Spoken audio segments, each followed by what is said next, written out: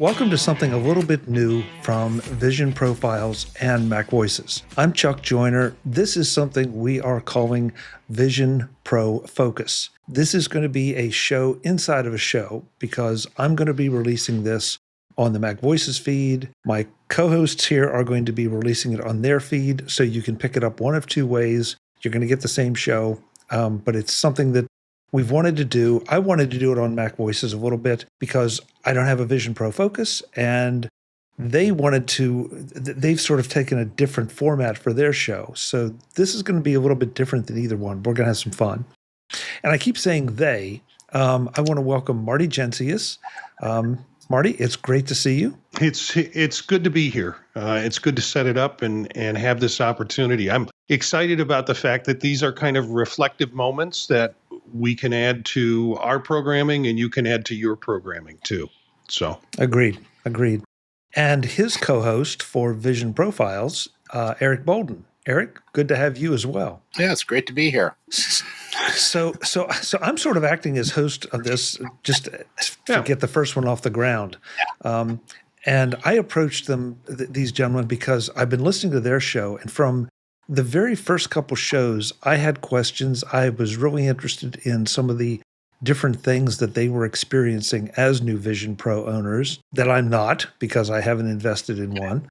And so that's what we're going to be doing here. Sort of, Marty said it well, sort of reflective and maybe a little bit more of a deep dive into certain things. So with that big, long introduction, one of your first shows, guys, that I found really interesting was one where you talked about interacting with other Apple Vision Pro users around the country in a virtual environment. Because we've heard so much criticism of the Vision Pro as being, well, this is such a solitary experience and you really can't interact with anyone. And I get it, that may be a challenge physically, but the way you both described it, it almost sounded like you've joined a new club or created a new circle of friends. Well, I'll start. I'm real curious about Eric's feelings about this. I heard about how Vision Pro is going to be very isolating, and frankly, I don't mind that. I want to get a headset on, want to do my work. I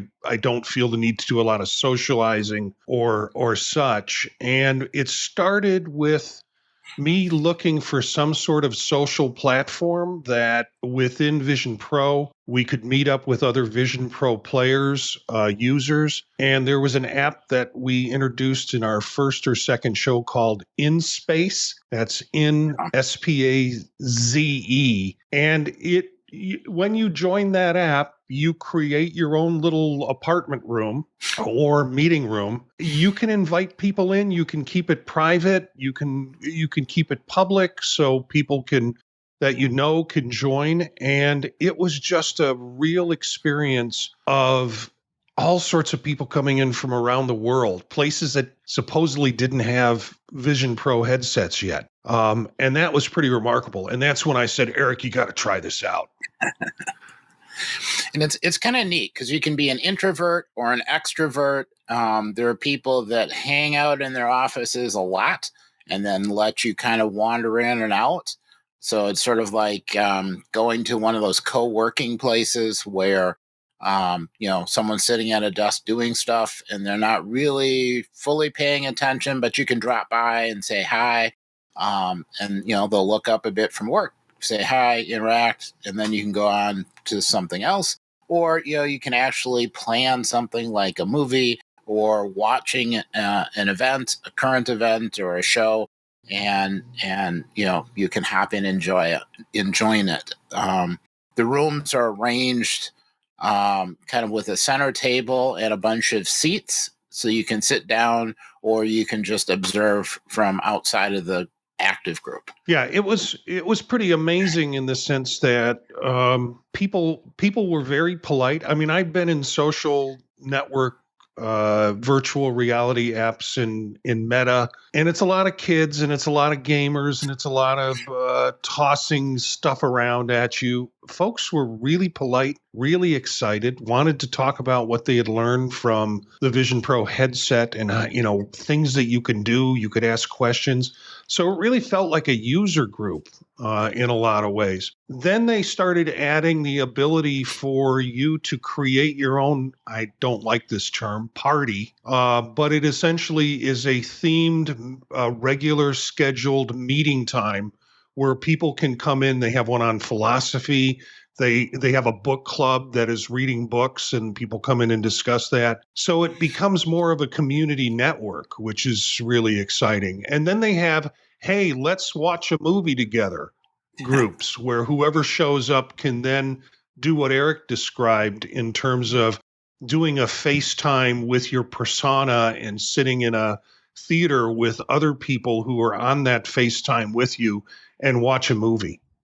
So it quickly became, I saw the possibilities of the social networking with the headset, which I never dreamed of. I thought this is going to be a productivity device, maybe an entertainment device, and it's really turned into a pretty interesting platform.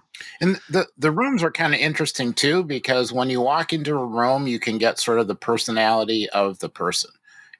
When they first sign up, it's a relatively bare bones room, but you can change the flooring, you can add pictures to the wall, and change colors, change your drapes, change the outside look, and you could have different music selections. So when you visit somebody's space, you get a feel kind of for what they might be like, and then you can wait until they're around and available to chat with, and stop by later if there's something interesting there, or just kind of wander around. So many questions here. First of all, Eric, I don't change the color of my drapes in my real home, let alone in this.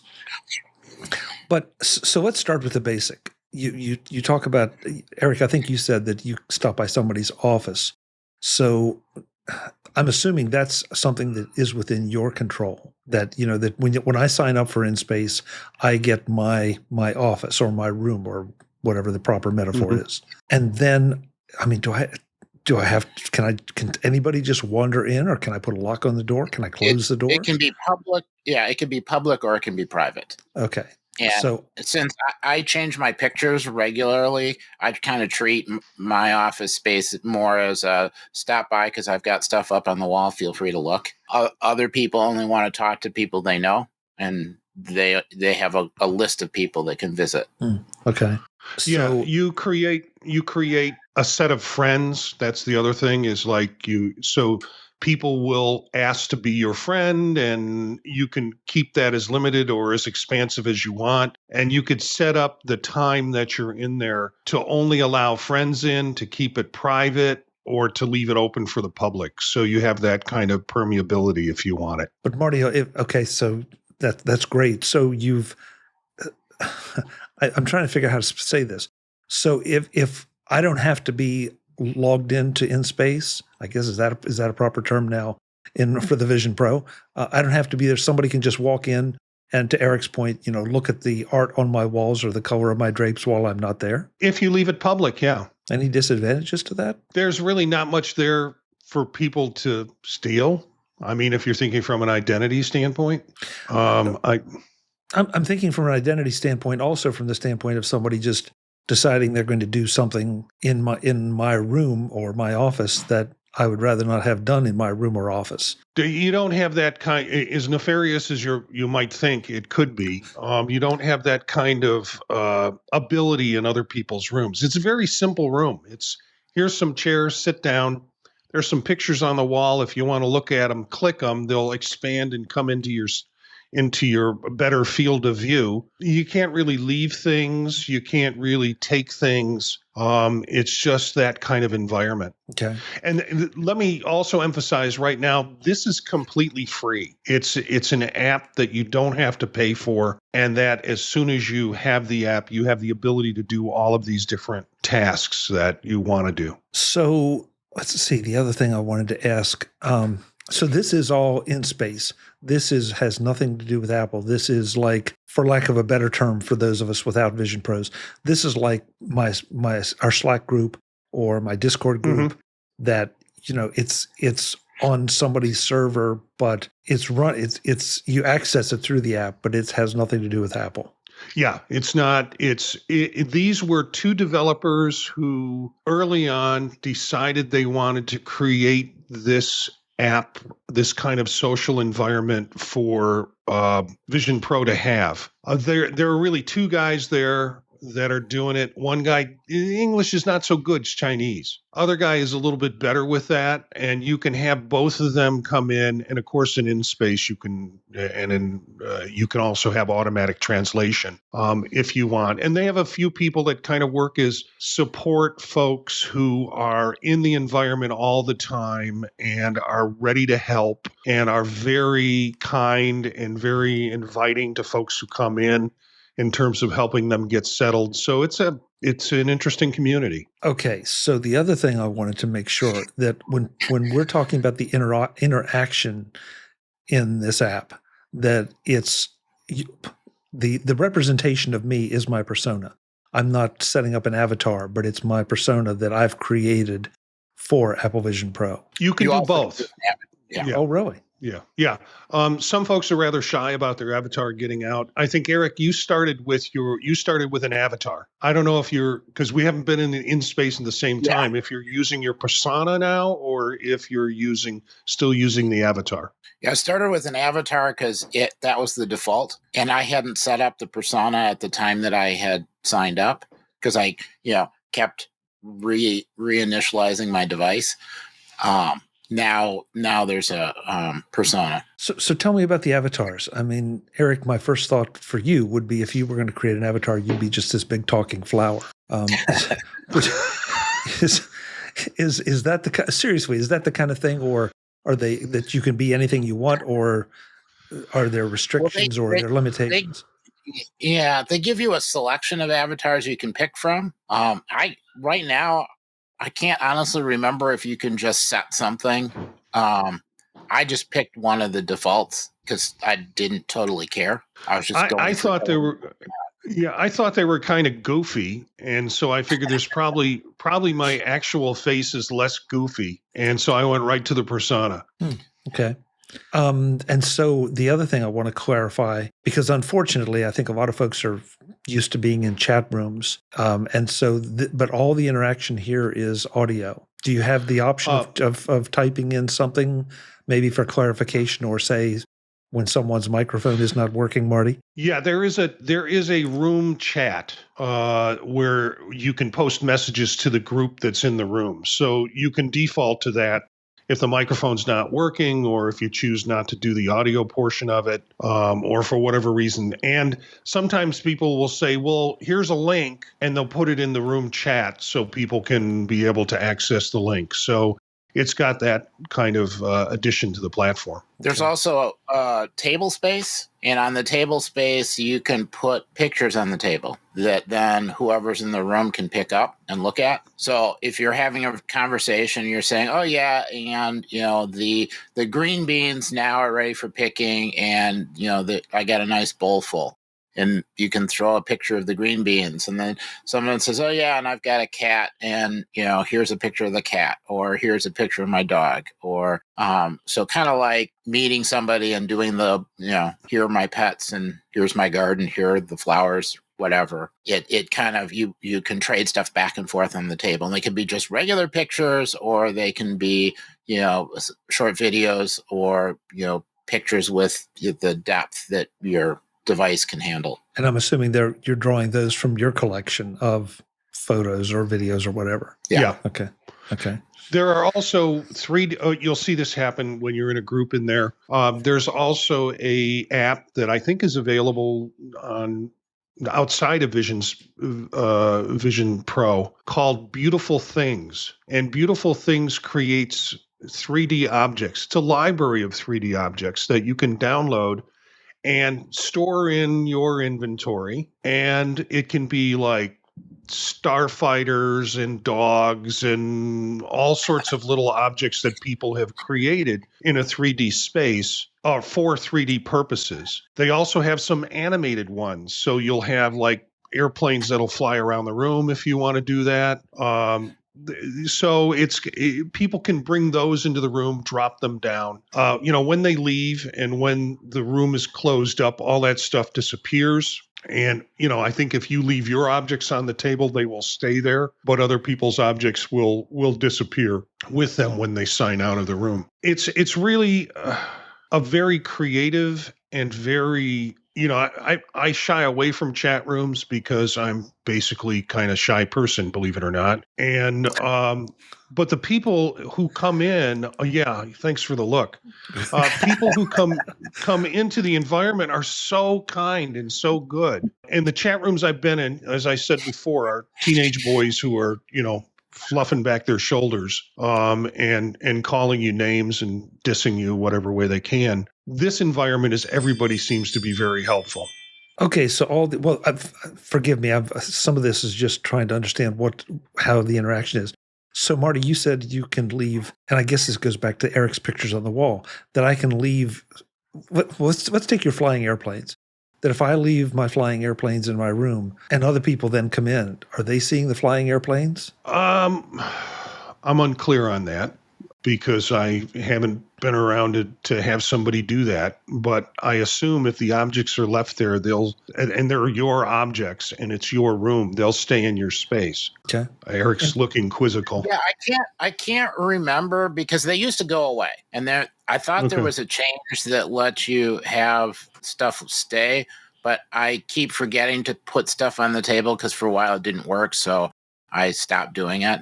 But really, it's kind of like going to a user group meeting or a trade show booth in some ways. I had somebody stop by and chat with me who does 3D printing. And, for the 3D printing, you've got a model that you submit to the printer so that it knows how to print and build it.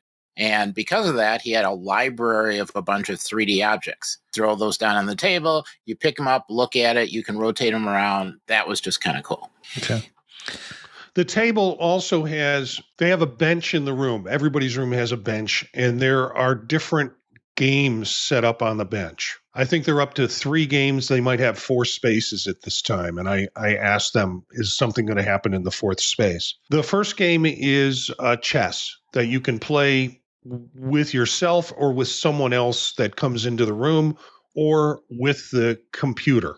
Basically, you can play against a computer. The second game is sort of like the old Battleship game. You sunk my battleship, but it's with airplanes. So they got around the Milton Bradley, but it's basically find somebody's airplanes. And you can, again, play with someone else or play with a computer. And sometimes you go in there and just kind of waste time doing that. It's pretty cool because it's an animated game. So the planes will fly, the planes will explode and things like that. But they've added a third game. And when talking to the developers, they wanted to have something that would allow more than 2 people to play a game. So they're looking for a game that all 8 seats, people could sit down and start playing the game. People could come in and join the game. And again, extending the social environment. So it's not just a 2-person interaction. So it's pretty cool how they're planning this as a community. My experience with anything like this was a few years ago, and I'm embarrassed to say I can't remember the company's name. And I did not have a headset. I only was interacting on a screen. Some people had headsets for it. But you would go into a designated space, you'd create an avatar, and of course, inevitably, you could buy clothes for the avatar or costumes or whatever. The audio was real time, but the avatars and the entire environment was a whole lot more cartoonish, if you will. And so, but I was shocked at how easily and quickly it was to adapt to some of that. The moving around was a bit more of a challenge. That said, though, we spent a lot of time here talking about some of the logistics of this and the specific things that are there. That episode of Vision Profiles that you all did now is at least a couple months old, I guess. How often now do you go back to that, or how often do you participate? Was it one of those things that was sort of this is cool to show off the Vision Pro, but you've sort of moved on, or do you still go back occasionally and check it out? First of all, Chuck, was that Second Life you were talking about? Because it sounds a little bit like Second Life. Yeah, this was something like it, but it was not Second Life itself, no. Okay, all right. Yeah, because I've done work, I've done conferences in Second Life, I've done all sorts of things in that environment, because it sounded something similar to that. To your question, I generally check in. What I'm using my headset most for right now is morning work and kind of sorting through work in the morning. That gets me set up to work on my desktop computer through the day. And then in the evening, I pick out something that I want to watch and go through a series of things. So I kind of limit my media watching on there, because I could stay in there for hours. But I will always kind of check in and see what's going on in InSpace. There's also an app you can put on your phone. And what you'll see is people who you have friended will throw parties. Like there's one person who basically is, I'm working at home today. I'm going to be in here. It's a let's work at home and on our Vision Pros together. And I can only imagine it's people coming in who are doing their own work, and they're sitting around like you're in an office having conversations as you're working on your work. So I go in to check to see what's coming up and what might be of interest for me to come in if I can find the time in my schedule to come in and sit in the room. And there are some regulars in there who are just great. Lisa, it kind of has an affiliation with the developers. And she's sort of the person that helps she's the welcome wagon for InSpace. So I'll go in and see if Lisa's doing something and say hello.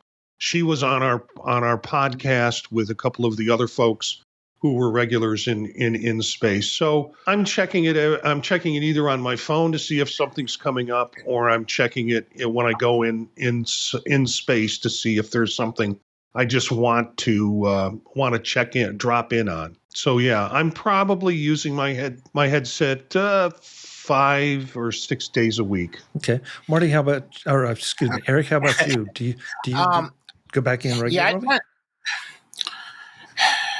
well, I have weeks where I don't have access to the headset, so in those weeks I don't.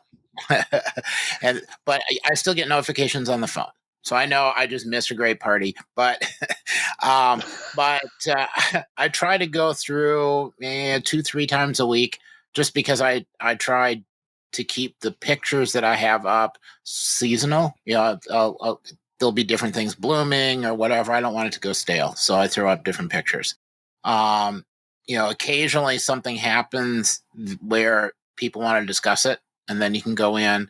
When I'm feeling like I want to not win at the Battleship-like game, I'll hop in there, because there's one guy who's really good and really likes playing, and you don't last very long, but it's fun to watch.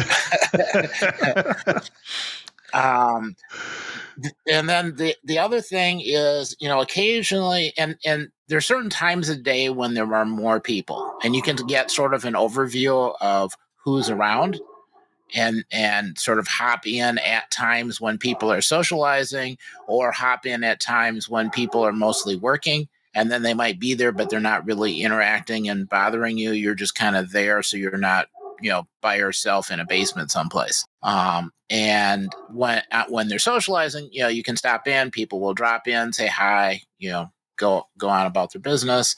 And that's kind of neat, because they'll kind of discuss other things, and you've got this table and then a bunch of seats, and one of the times somebody stopped by, as you're having conversations, you get a virtual web browser, for instance, so you can be talking about something, look it up on the web as a group, so that you can interact, and being able to move from seat to seat. You look at the seat where you want to sit, you click your fingers, and poof, you're in that seat, and then you can see the other side of the room. So some of the kind of how do you navigate around, that took me a little bit of time, but there's always somebody there that can answer that question.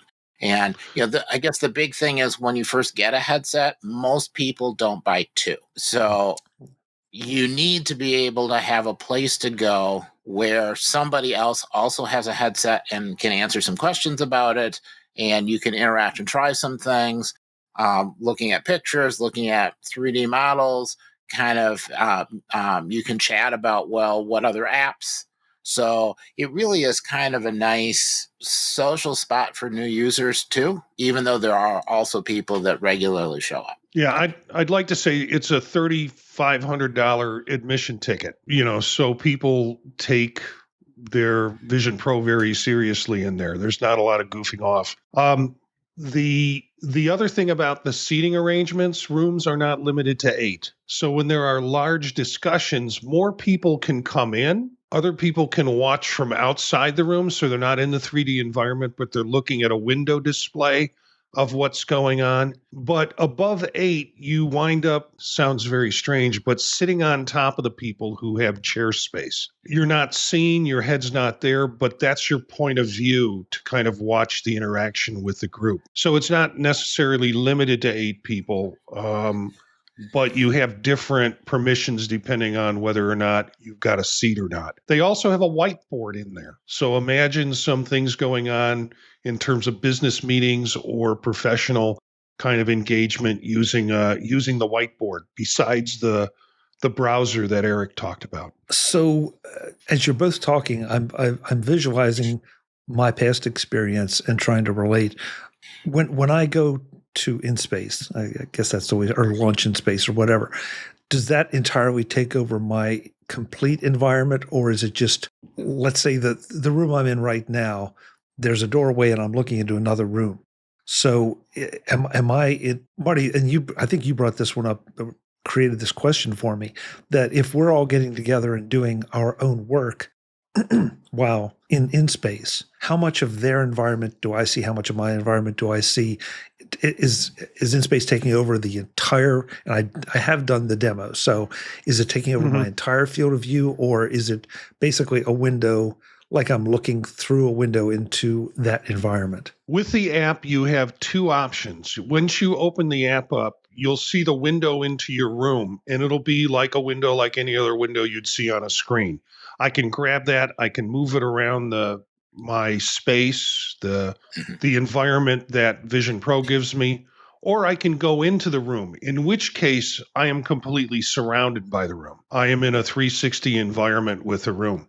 So there are folks who will, and when you go to click on the room, it'll ask you, do you want to just keep it in window, or do you want to go, if there's availability, to come into the 360 environment of the space? I imagine those guys are people who are saying, let's work together, have InSpace open as a way to first meet and greet, but they're basically keeping them up as a window. They're not sitting in InSpace and doing the work. Because once you're in InSpace, you really can't open up another window, run another app, check your calendar, things like that. So if they're having a normal workday like we all have, they're just doing it on their headset. They're having that conversation as a group, but they're not necessarily, it's not necessarily part of InSpace.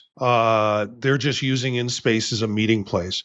And that goes for movies too. I think originally they were looking at trying to meet InSpace, and this was rather clumsy part of the whole process with shared video when you have the shared FaceTime. And if you have a shared FaceTime and you're doing it through a Vision Pro headset, that's when you can have the people sitting in your environment or their personas sitting in your environment interacting. People tried to do that in InSpace, and all they could do in InSpace was share the FaceTime link and then go out of InSpace in order to create that connection in that environment. Eric, is that your recollection and comments? Yeah. I mean, there are a bunch of people that they have it as an environment, so you kind of are in the same building. If you need to meet and chat more closely, you can pop into a room, kind of like a little mini conference room.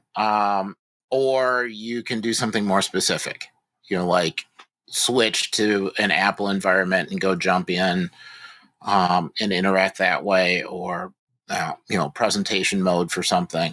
So yeah, it's kind of it's a way to kind of all be in one spot and can act as a launching point to go elsewhere. So Chuck, when you did the demo with us, you got an opportunity to see a movie in a cinema function. Am I correct? We got you in to watch a film? Yeah. Okay. So that becomes social when you're sharing a FaceTime link with someone else who has a headset on, and they can join you in that cinema. You take them into that cinema and you're sitting in a theater together, persona by persona, watching the movie together and having conversations or whatever you want to do. Well, not whatever you want to do. You're having conversations because you're a disembodied head. And so that is kind of the social aspect. And we can do that with Apple TV. We can share play things together with people where we're all watching the same movie together.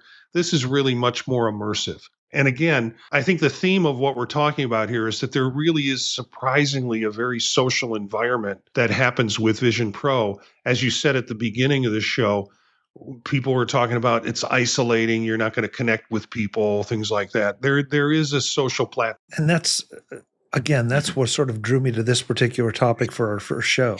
But I think it's important that people understand that this goes beyond me sitting at my computer right now with the Slack window over here and people posting messages.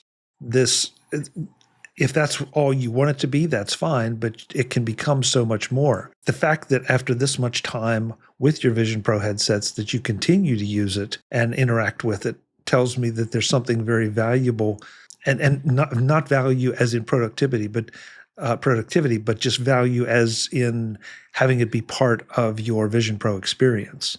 And I like that. I mean, I think it's an important point to make, that we're not just going to all be sitting there somewhere. You remember the pictures of all the people sitting in a movie theater with the old orange and blue 3D glasses. Yeah. And yeah. I mean, that always, of course, they're all looking at the same screen. That always struck me as that felt isolating for some reason to me. And so then now take that same picture and put Vision Pro headsets on all those people. That's not what this is about. This is much more of a shared environment if you opt to make it that. Yeah. I'm thinking of that description and trying to think of the particular differences between having a headset on and watching something versus sitting in a theater with 3D glasses on. There's something about the immersiveness of having the Vision Pro on that is really additive, because you're still you're still observing generally things in a two-dimensional environment. Most of your people are three-dimensional, but you're seeing images that are so much different in Vision Pro that it gives you a sense of immersion that you're not as easily captured by sitting in a theater with 3D glasses on. I'm really trying to tease out that difference. Well, and I think it's about it more. Yeah, I think it's important, Marty, because if you go to a movie and have 3D glass, not the old ones, but the current ones, where the 3D experience is much better, that to me is more immersive than just watching the 2D version of the movie. Because I can think of a couple 3D movies that I've been to where you'd swear that something is like out of the screen, almost right beside you, right in your lap. And when the 3D is done well, it is really done well. The Vision Pro is even better at that.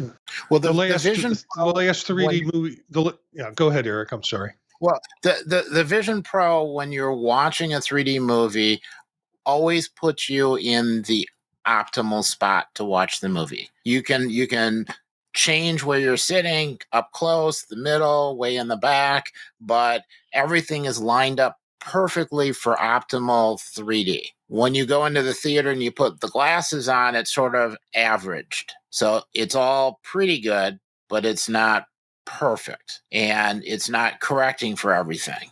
So if you wear glasses and then you put the other glasses over the top of your glasses, it's even a worse experience. But the Vision Pro does a really nice job of saying you are sitting in this spot, and in this particular spot, this is how everything has to line up so that the effects all work. Plus, the sound is all lined up for where you are in that spot. And I haven't seen anything that really replicates that well. And if you're sitting in there with 4 other people, because I think the FaceTime has a limitation of 5 total, if you're sitting in there with 4 other personas, each of them have the optimal viewing point. So you can turn to the right and you can see there's 4 other people heads next to me, and we're having a conversation and we're talking a little bit about work, and some things come in, and sometimes it's just silent because we're watching the movie, but each of them are getting the perfect view. It's not that I was the lucky one that got the seat in the middle, or I was the one that got the seat at the end and I have to kind of turn my head to catch the 3D experience. Everybody's seeing the same perfect view. And that's a really interesting point that I didn't really think about. Because you're right, I've been that guy that had to get there on the end seat, and maybe not even realizing that my 3D experience was not as good as it could be. So that's because I know I've heard you guys, I've heard others talk about the 3D movie experience in this, and what you just described makes perfect sense. Guys, this is enlightening, and this is what we hope this show, for lack of a better term, will be. Whether you're listening to it, whether you're getting to watch us, that's going to be up to you. But I really want to try to expand at least my audience's views on the Vision Pro, and hopefully it'll give your audiences a little more depth for some of these things. And I would say, from my standpoint, you're more than welcome to email me, chuck@macvoices.com, and suggest topics, because I'd love to hear what you want to hear about, what you're curious about, from 2 guys that are spending a lot of time with the Vision Pro and are enthusiastic about it. Are you all open to receiving emails as well? Certainly. And emails, or I'll just say you can reach us through the podtalk.net, which is a website that has different podcasts that we have, including the Vision Profiles podcast. And there'll be contact ways to get a hold of us through that website. I'm also Jensius at mastodon.social. Eric, you're EA Bolden? EA Bolden at techhub.social. And thank you. I forgot. And I'm on the social medias. I'm at Chuck Joyner. So yeah, reach out to me. However, yeah, it'll be nice to kind of do a mashup of maybe some of our listeners and some of your listeners in terms of ideas around this, since we'll be kind of simul podcasting this. Well, it's not very. That's an interesting term.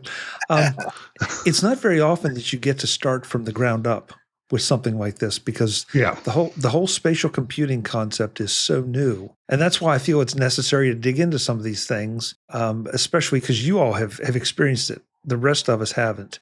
And so, what are the implications of me leaving my room open, or can somebody do something bad in my room? If they scrawl hate speech on the wall or something, and then I got to come and clean it up, or somebody else comes in, sees it and says, well, those are his beliefs or her beliefs. And no. Mm-hmm. So, yeah, really interesting. This is our show, our Vision Profiles podcast, is really sort of a weekly check-in with what's new in the news, and here's some cool apps.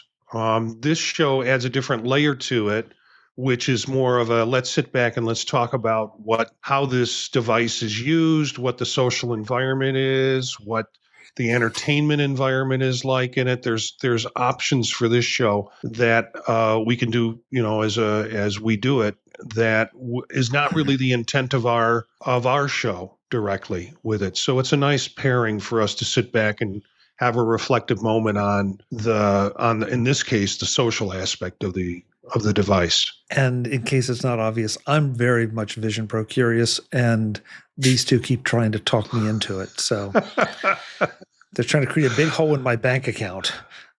Okay, so you called me on simul podcasting, and now you've got Pro Curious, Vision Pro Curious. I love the jargon that's coming out of this discussion. We're flying the plane as we build it. Eric Bolden, Marty Jencius, thank you so much for doing this first version of Vision Pro Focus. I'm really looking forward to where we all take it. Okay, great. Thanks for having us. Thank you. I'm Chuck Joyner. Folks, we'll be back. Next time, maybe I could talk one of them into doing the hosting. But at the end of the day, we're trying to figure this whole thing out, but it's because we want to talk about it. So we will see you next time. Thanks for watching or listening.